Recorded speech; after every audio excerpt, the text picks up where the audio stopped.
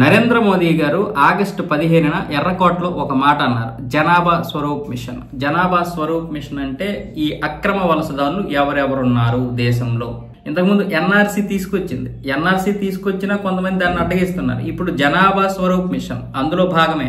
అలాగే బీహార్లో జరుగుతున్నటువంటి ఈ ఓట్ల ప్రక్షాళన ఏదైతే ఉందో అది కూడా ఇందులో భాగంగానే ఉంది. అంటే జనాభా స్వరూప్ మిషన్ ని ఇప్పుడు ప్రవేశపెడితే మొన్న బీహార్లో ఈ 10 రోజుల కాలంలోనే 3 లక్షల మంది బయటపడ్డారు. వాళ్ళందరికీ ఈసీ నోటీసులు ఇచ్చింది. అస్సాంలో కూడా ఇప్పటికే 30,000 మందిని ఫైండ్ అవుట్ చేసి వాళ్ళ జైల్లో పెట్టారు. వీళ్ళు భారతీయులు కాదు, బంగ్లాదేశీయులే అని తెలిసింది. కానీ వీళ్ళు బంగ్లాదేశీయులు అనే దానికి సరైనటువంటి ప్రూఫ్ చూపించాలి, లేకపోతే బంగ్లాదేశ్ తీసుకోదు. ఇది మాకు సంబంధం లేదు, వీళ్ళు మీరే ఉంచుకోండి అని చెప్తుంది. కాబట్టి వీళ్ళు మన పౌరులు కాదని చూపించుకోవడం మాత్రమే కాదు, వీళ్ళు బంగ్లాదేశ్ పౌరులు లేదా ఇతర దేశానికి చెందినటువంటి అక్రమ వలసదారులు అని నిరూపించుకోవాల్సి ఉంటది. లేకపోతే అంతర్జాతీయ సమాజం ముందు మనం మాట కాసేస్తాం. కాబట్టి పైగా ఏ దేశం కూడా తీసుకోదు. అంటే వాడు ఆ దేశానికి సంబంధించినటువంటి పత్రాలు చూపించకపోతే వాళ్ళని తీసుకోదు. కాబట్టి ఈ విధంగా ఇప్పుడు ఈ జనాభా స్వరూప్ మిషన్ లో భాగంగా వీళ్ళకి ఏ దేశం నుండి వచ్చారో వాళ్ళ దేశానికి సంబంధించినటువంటి పత్రాలన్నీ రెడీ చేసి వాళ్ళని పంపించే ఏర్పాట్లు అయితే చేస్తుంది. నేను అమిత్ షా గారు అస్సాంలో మాట్లాడుతూ ఇదే విషయాన్ని ధృవీకరించారు.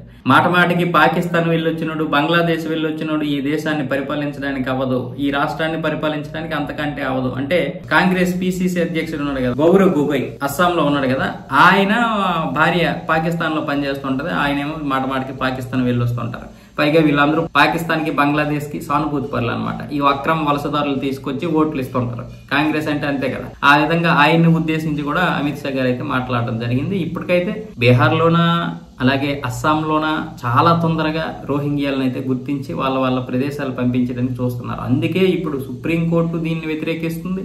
అలాగే మొన్న సామాజిక కార్యకర్త ఎవరు ఉన్నారు కదా, మహిళా కమిషన్ నుంచి ఒక ఆవిడ కూడా మాట్లాడుతుంది, ఇదంతా అల్లా భూమి కదా, ఇక్కడ రోహింగ్యా ముస్లిమ్స్ ఉంటే మీకేంటి నొప్పి అనే విధంగా అందరినీ పంపించేస్తుంది బీజేపీ మొత్తం ప్యాకప్.